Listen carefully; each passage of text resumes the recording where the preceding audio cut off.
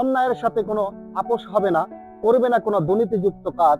এখান থেকেই ছোট্ট শিশুরা নিচ্ছে শপথ আজ। মানুষের মতো মানুষ হয়ে হয়তো পাবে তারা কেউ বড় বড় পথ, কোনো দুর্নীতিকারীকেও ছাড় দেবে না, নিচ্ছে তার শপথ। আমি শপথ করিতেছি যে